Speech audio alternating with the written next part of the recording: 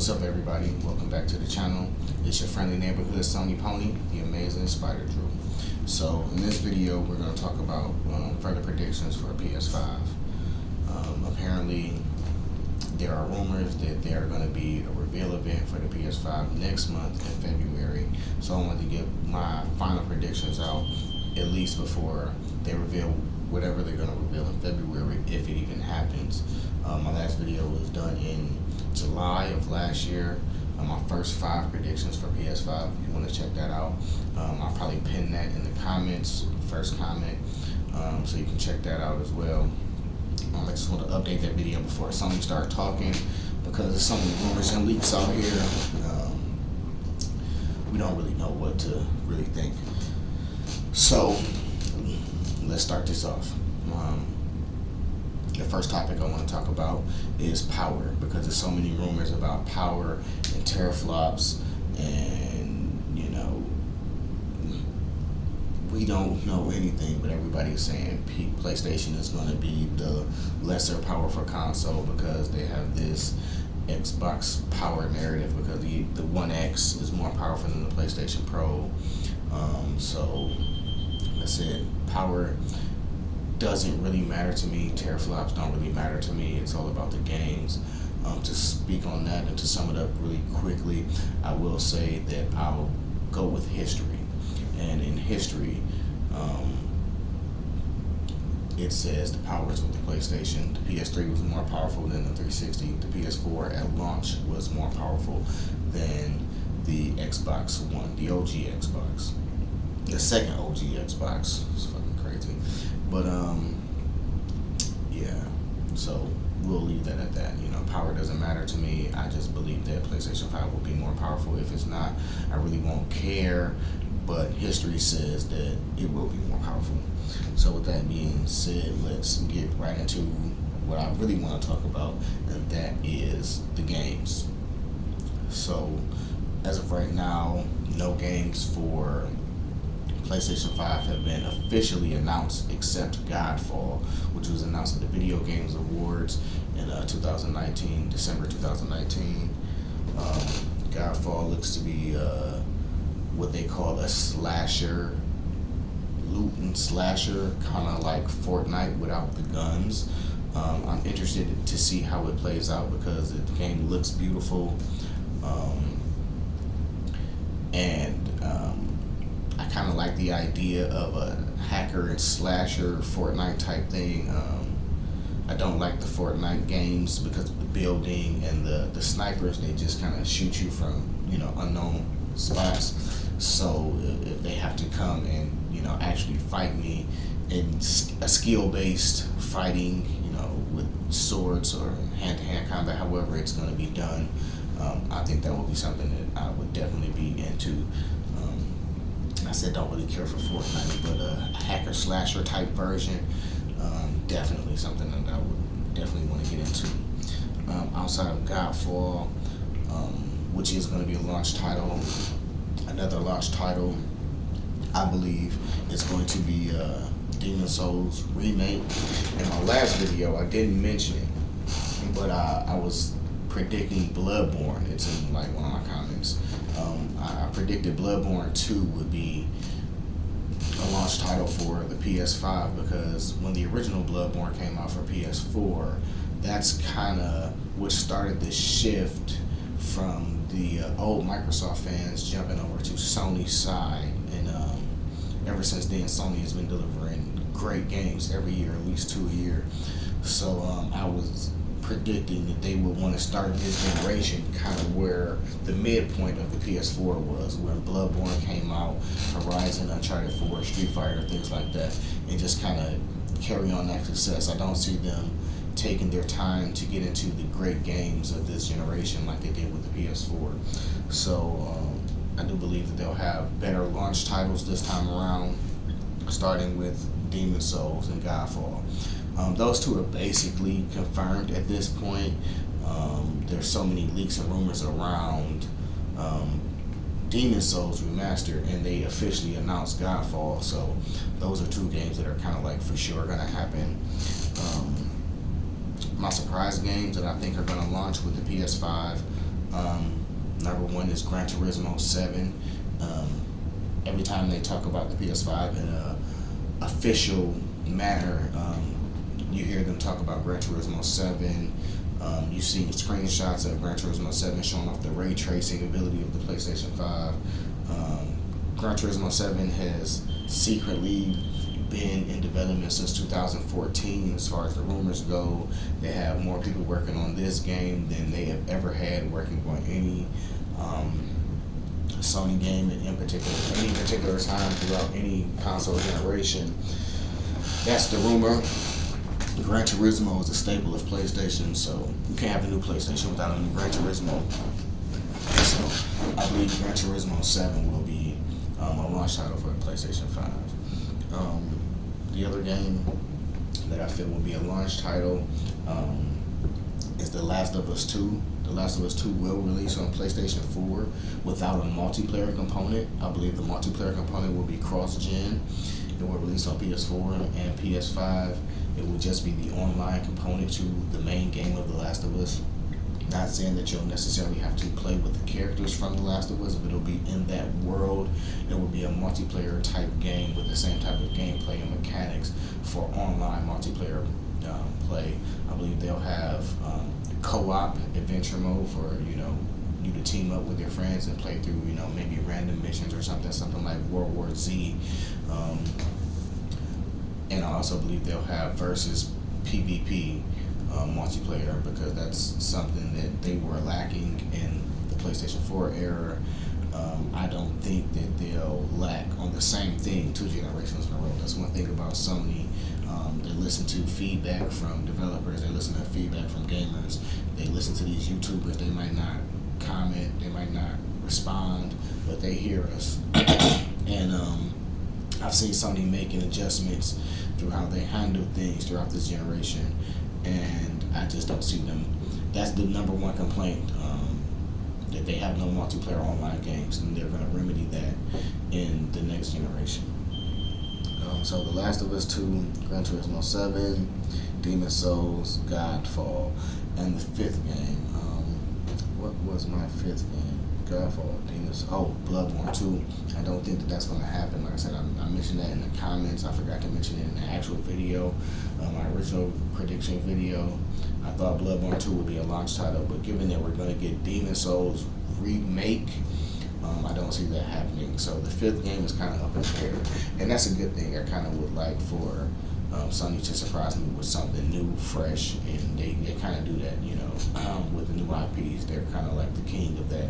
With new generations come new characters. Every generation, PlayStation adds more characters, more IPs to their roster. This generation will be no different. So we have 4 games plus the unknown game. I want to talk about studios, studio acquisitions. The rumors, again, Sony's going to buy more studios. Microsoft's been buying studios like crazy. So my prediction is that Sony will be buying Remedy games. They're currently working on a sci-fi multiplayer action adventure game. I think if that does well, Sony will possibly try to lock them down to their first party studios. The game control, I don't know how that is. I haven't played it, but it looks good. But when I look at that game, it just feels like a Sony game. It fits into what they try to do as far as storytelling and world building. So to me, it kind of fits right in. It's a perfect marriage, I would say, to add Remedy to kind of what you already have with the Santa Monicas and the Naughty Dogs and things of that nature. So Kojima is a possible studio that they could possibly buy. Blue Point, who does a lot of their remakes, is another studio acquisition that could possibly happen. So we just kind of have to wait and see. Hopefully, we don't have to wait too much longer. It's like the 2nd or 3rd week in January. So maybe by the 2nd or 3rd week in February, we'll know some of these answers to these things. One of the things they have confirmed and it is one of the things that I talked about in my first video, and that is the controllers, the DualShock 5.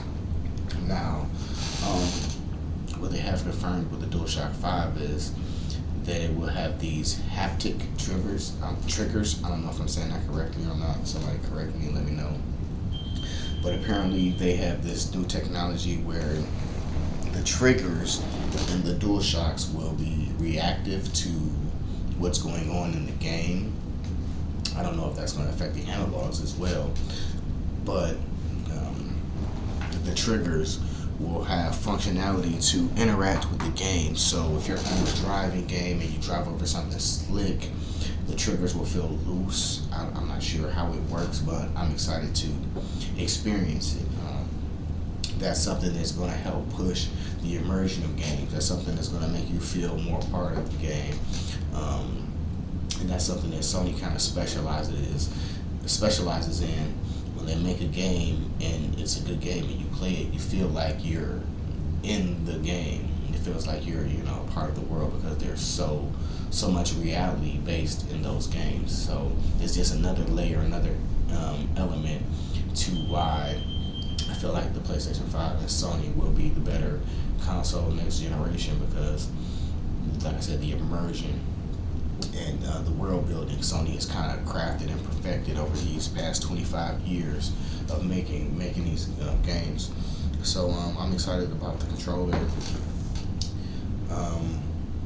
The back button attachment has been released, or it's announced. I don't know if it's released yet to the public. I know some people have reviewed it at the time of this recording, but what it is there's an attachment that goes in the back of the DualShock 4.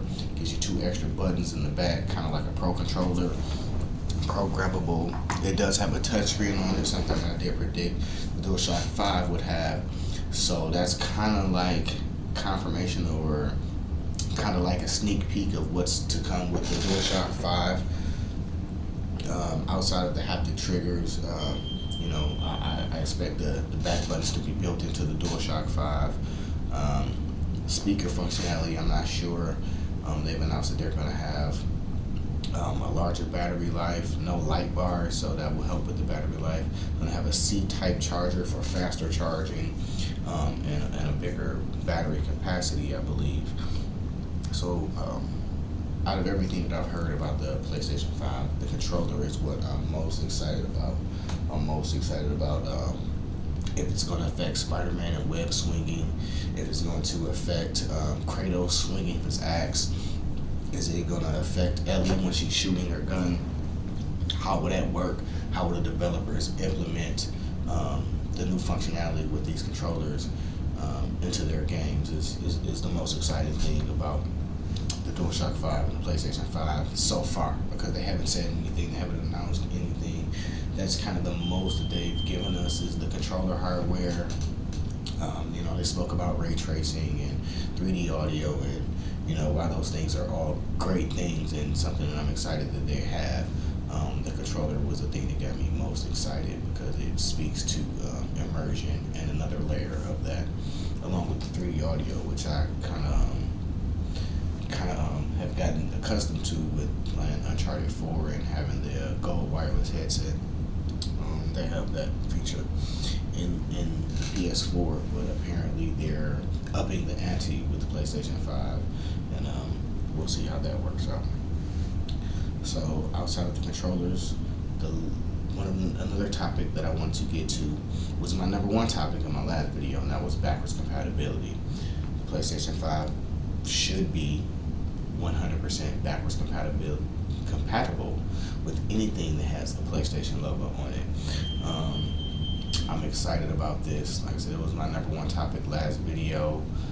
They've all but confirmed this. We have to wait and see still. For a lot of people, backwards compatibility is a big deal. But one thing that some people don't realize is Sony started backwards compatibility, to my knowledge. I never heard of backwards compatibility before the PlayStation 2. Before that, when the new system, the new consoles came out, nothing from the previous generation was compatible. Sony was the first company that I can remember, correct me if I'm wrong, to say, hey, all the games that you bought for the previous console are still going to work with the new console. An attachment like 32X doesn't count, you know. A brand new console like the Sega Saturn, Sega games didn't play, Genesis games didn't play on the Sega Saturn. Dreamcast was the new console. Sega Saturn games didn't work on the Dreamcast. But when you got a PlayStation 2, PlayStation 1 games worked, and that was like mind-blowing. Like, wow, I get to keep all these games. So I feel like Sony wanted to celebrate their history, their 25-year history, and this new console will be another example of that. I feel like it's a no-brainer that at this point the PlayStation 5 is going to be backwards compatible with all of the generations of PlayStation, possibly even PSP and PS Vita. So that's something that I also predict that is going to happen. There's rumors of memory cards with these consoles, a terabyte memory card that are going to be proprietary, kind of like SSD hard drive memory card type things. There are patents, but I don't know how much weight that rumor has. I'm not going to say that that's part of my prediction, but that is a rumor that I have heard. Along with other rumors, there's rumors of a new Ratchet and Clank game being in development. That will make sense, you know, even though I know Insomniac is making Spider-Man 2 right now as we speak. They could have a smaller team working on Ratchet and Clank for PlayStation 5. Also rumor, I won't be mad if it doesn't come out.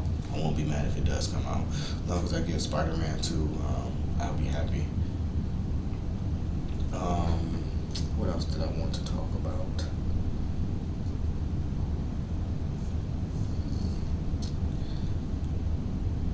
Yeah, I think that was it. A few more side notes. In my last video, I spoke about The Legend of the Dragoon. I'm very passionate about that. I still feel like Sony will get that. I don't feel like at this point it will be a launch title, but we have no idea. It could be. But I feel like The Legend of the Dragoon will be remade for the PS5. Whether it's a sequel, whether it's a reboot, a remaster, a remake, we will get The Legend of the Dragoon in the PlayStation 5 life cycle.